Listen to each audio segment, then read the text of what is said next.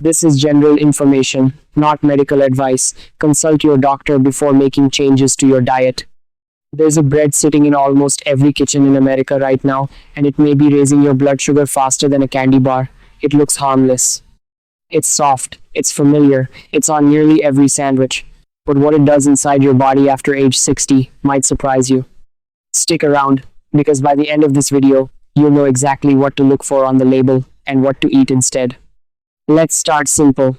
When you eat carbohydrates, your body breaks them down into sugar, which enters your bloodstream. Some foods do this slowly, others do it fast. Researchers rank this using something called the glycemic index, a scale from 0 to 100 that measures how quickly a food raises your blood sugar. Foods rated 70 or higher are considered high glycemic. Foods under 55 are low glycemic. The higher the number, the faster and the harder your blood sugar climbs. So which bread tends to land at the top of that list? White bread. It's a diet staple for millions of Americans. Toast in the morning, a sandwich at lunch. But nutritionally, it's one of the fastest digesting carbs on your plate. Here's why. When wheat is refined into white flour, manufacturers strip away the bran and the germ, the two parts of the grain that hold most of the fiber. What's left is mostly starch, with very little fiber to slow things down. The CDC classifies white bread as a refined grain, a simple carbohydrate that raises blood sugar quickly. Without fiber acting as a brake, your body digests it almost as fast as sugar itself. Now here's the part that matters most if you're over 60. Your body's ability to manage blood sugar naturally shifts with age.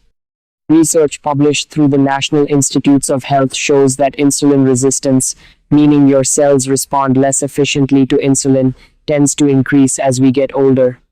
A separate study following adults with normal blood sugar and normal body weight found that aging itself affects insulin resistance, insulin secretion, and how efficiently the body clears glucose from the blood even without other risk factors present.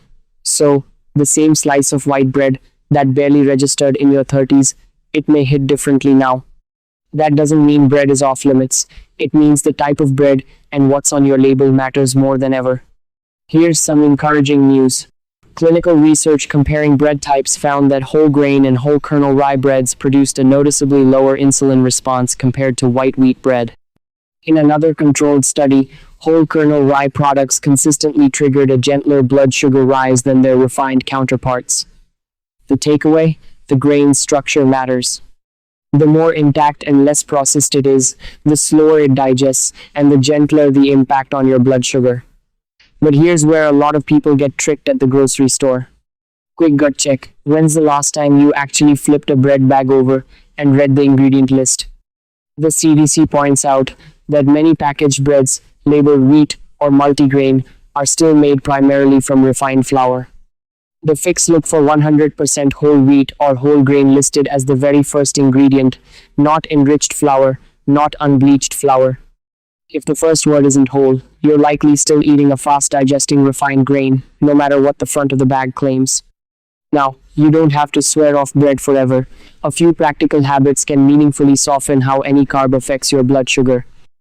Pairing bread with protein, fat, or fiber, think eggs, avocado, or nut butter, slows down digestion and blunts the spike. Portion size matters too. 2 slices hit differently than 1. And this next part is important. This isn't about fear or restriction. It's about small, informed swaps that add up over time. One more honest note here. Not every expert agrees the glycemic index tells the whole story.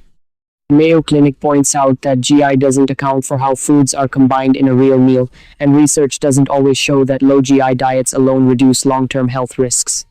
So think of bread choice as one piece of a bigger pattern, not a magic fix, and not something to obsess over. Bottom line, white bread's lack of fiber, combined with how our bodies process carbs differently as we age, makes it worth a second look, not a total ban.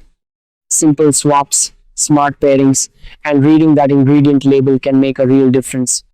If this helped you rethink what's in your bread drawer, hit subscribe. We break down one everyday food myth like this every week. And drop a comment. What bread do you eat most often?